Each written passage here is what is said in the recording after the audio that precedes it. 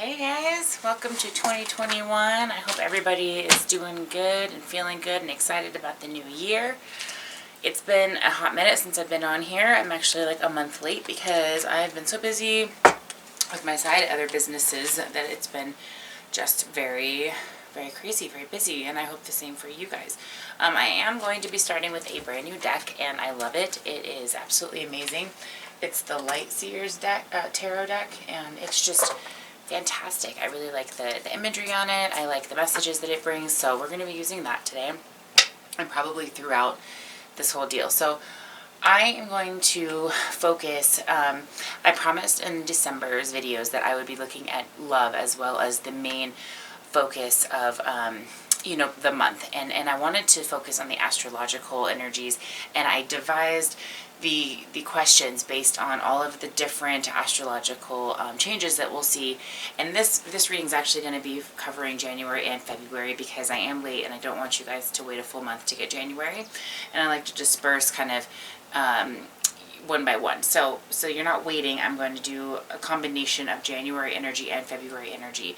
But before we get started, I did want to just give a quick message on how those energies are going to look for you, and then I will kind of specify a little bit further for your particular zodiac as well. But for everybody in general, the first 2 weeks or so of January is going to be really focused around that new moon solar eclipse energy, and it's kind of coming from mid-December in the sign of Sagittarius and kind of into January.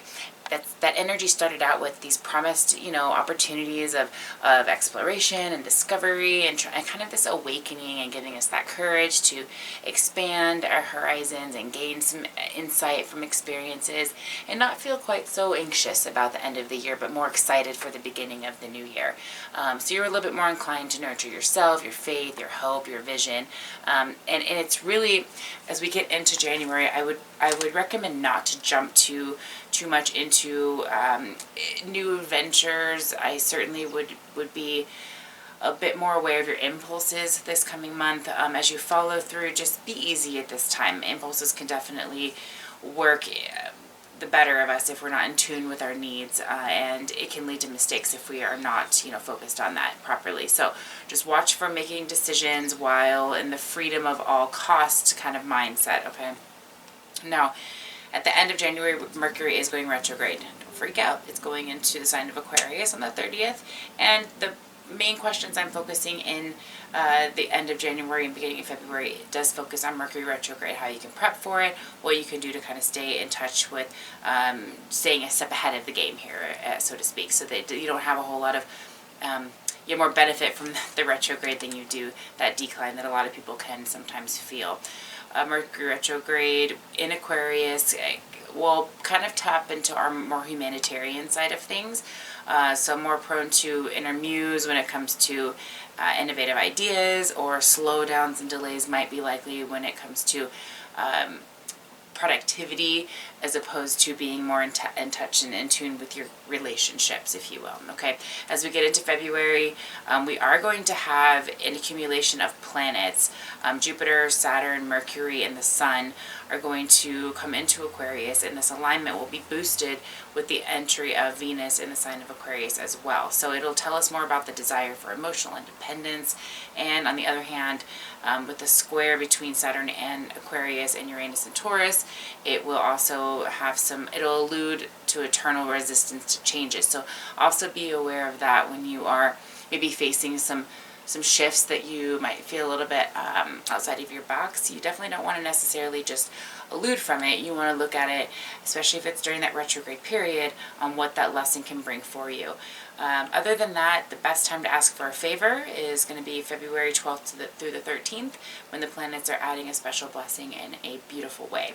Okay, so we're going to kind of get into this. I've got about 8 or 10 questions for you guys. I will find out the best message for you when it comes to love, and then when we get into the March readings, I will really start looking into that, but I want to focus more on you for the first part of the year. Okay, so let's get into it. I appreciate your patience with all that, but a lot of good information. I think you should be informed. That's super important, so let's get into it. All right, guys. All right, Aquas, let's see where your energy's at with all of this energy with the next 2 months here. So I've got your questions here. We're going to start with where do you need to apply the Capricorn energy. Let's see what it says. Let's see. Applying Capricorn energy. Where do you need to apply your energy here? Three of Swords. So any kind of traumatic situations that have to do with the heart, okay? If you've got any disappointments or anything that seems like it needs healing before that you're going to be able to fully pursue some goals or some ideas or some relationships that you're wanting, that's something that really needs to find healing. I see that the more interactions that you have with this person or with people in general or with this idea, the closer you get to being able to take that route and go down that path. So I would say if you're getting opportunities to expand on this, I would certainly take advantage of it as opposed to avoid it. Okay? What long-term goals need your attention?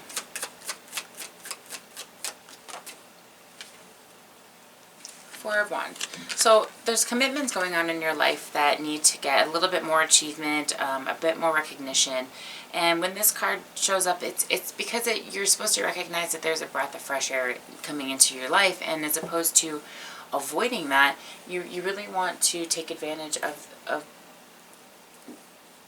you want to validate it for what it's worth. And if it's something that's worth a lot, the last thing you want to do is not recognize it at all, because that's how we wind up losing something and find more disappointment than it is than it's worth. So your long-term goals are what relationships are going on in your life and how can you equally and accordingly apply deserved energy. And I say deserved in a very light way because I don't want it to be like a rule of thumb, but you want to expand as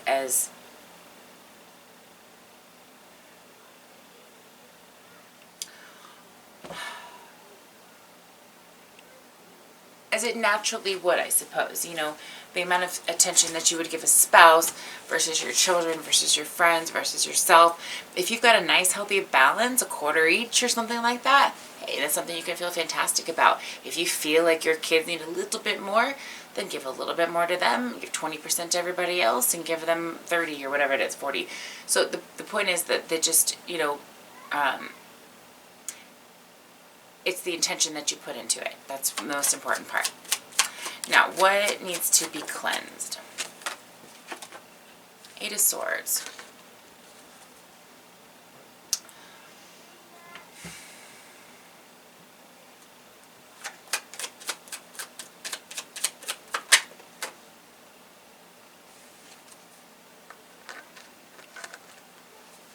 If you guys have been doing the blame game or the holding on to things because you don't want to lose it or things like that, we are entering a brand new year. I mean, this is not the time to hold on to anything. What you need to do is get yourself on a clean slate where you can feel things from a fresh perspective, not with old energy. You just kind of want to be in like a white room where new things can come in and you can just identify it and deal with it individually without any prejudice, without any old energy, without any trauma. You don't want to add anything from the past that doesn't deserve, you don't want to bring any energy from the past into a situation that doesn't deserve it, depending on the situation. If it's, I learned this lesson and I'm going to apply it to this one, well, that's a positive situation. But if you're bringing old energy from a trauma into a new relationship, that's not going to do you any good. So discern carefully and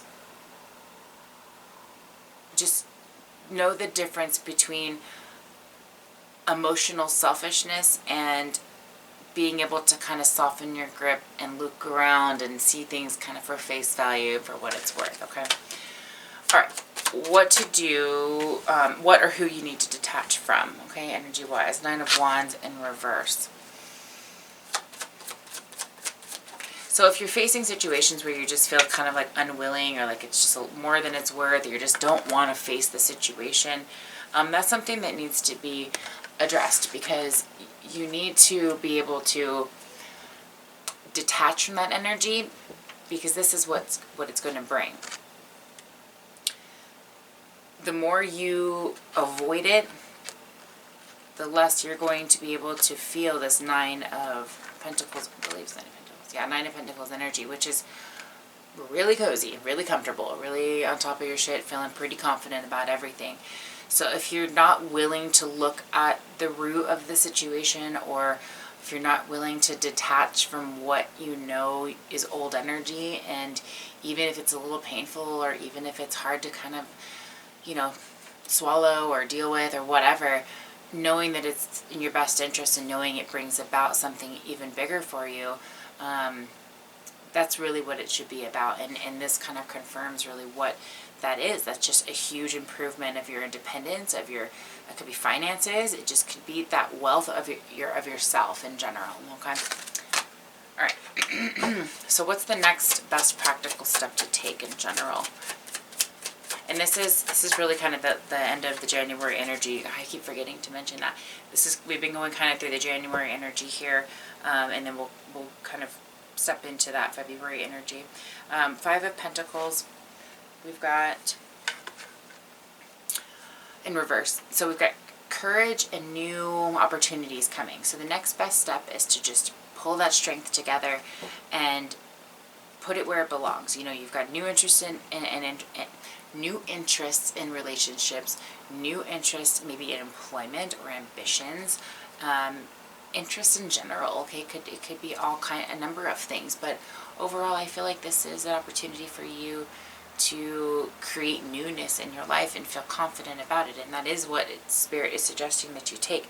This Capricorn energy is about taking those steps and making something even bigger and better. Capricorn, you know, kind of motto to me is like a go big or go home kind of an energy. Five of Cups in reverse. Old energy and old emotions return, feeling like there's going to be a return of hope or love, and an old situation is not going to do anything for you, and it will not be conducive to what your future holds. It's actually going to create delays. Okay, now as we get into February energy and the new moon in Aquarius has come in, let's see how you can expand on your vision here. Nine of Swords, the Wheel of Fortune in reverse, Two of Swords. So dealing with some anxiety and some fear. The Wheel in reverse is really more about just having a temporary moment of instability. You're feeling kind of off, you know, while you really pull together some of those situations where you're figuring out how people apply in your life, or how situations kind of apply in your life. You might be feeling some of that retrograde energy, you know, shadow kind of period energy, and start kind of feeling a little bit more deep into thought around that first part of February. And that's really expanding on what you ultimately want. So I wouldn't avoid it. I wouldn't feel like depression from it. I would just kind of just go with the flow with it and allow those thoughts to bring clarity to you, and bring your vision into more of an expansion is really what it's all about. That's the whole point of it. What will benefit Aquarius, and what benefit will Aquarius energy bring you? Death and rebirth. So in that transformation, although it might feel a little shitty, you get a renewal of a perception, of an understanding, and let's expand here. It brings a Knight of Wands. It brings an energy of masculinity, or power or control over yourself, over your life, and maybe even a masculine person into your world that you've asked for when it comes to, if you've been looking for a partner or you've been looking for a void to be kind of filled. I do see that coming along the more you are coming along in that rebirth. Okay, now how will retrograde energy or affect you? What is the lesson or energy that it's going to have? Eight of Cups. Yeah, I could see that. This is going to be a test for you. Are you going to stay strong in this perception? Are you going to stick with it? Are you going to go backwards?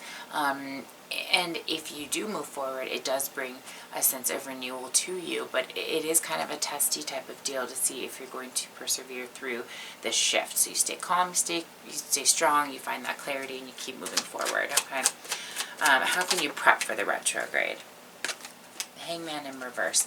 Yeah, not hiding behind your emotions and your feelings, but more, you know, surrendering to the situation, sacrificing and letting go, not avoiding it or fighting the grain or pretending it's not really there, but just avoiding the wrong choice is really the best thing you can do.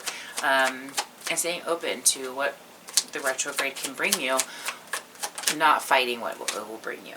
And in what area do you need more balance here? We Nine of Cups, Nine of Cups. So fulfillment, wish come true, feeling that bliss, feeling that kind of most obvious desires are being fulfilled in your life, and really just feeling that sense of overall contentment, joy, peace, and that's the energy that you can really expect to have, especially in your birth month, and that's where you need more balance, and that's what you can expect to find. What you can do in that aspect to bring more is to kind of speed some things up when it comes to what you know is right. Alright, I mean, if you know that there's something you should commit to and you've just been kind of dilly-dallying on it, go ahead and make a move on that situation. You'll be very surprised on what kind of balance will come into your life once you make that choice, okay? If you're looking to look into your situation in particular, feel free to let me know. 10 of Pentacles, by the way, at the bottom of the deck. Very happy family there. Just solid, secure, making it work. That's very happy energy, very solid energy. They're very content. Very content. Lots of kiddos running around. And I also wanted to pull a chakra card for you guys and see where you're at with things. The throat chakra and listening. So that's listening to your higher self. That's listening to the people around you in general. That's just kind of listening to intuition and speaking your truth and following your heart. Okay, so if you're interested in looking into a chakra clearing or seeing where the rest of your chakras are at, the assessment link is down below. So just feel free to reach out for that, okay? In love, Aquas, I do want to see kind of where that's headed here. Three of Pentacles, we've got working with others, achieving really what you love and really coming together in that area of your life. Six of Swords. So it looks like you're just retreating from the old issues and going down a new path here.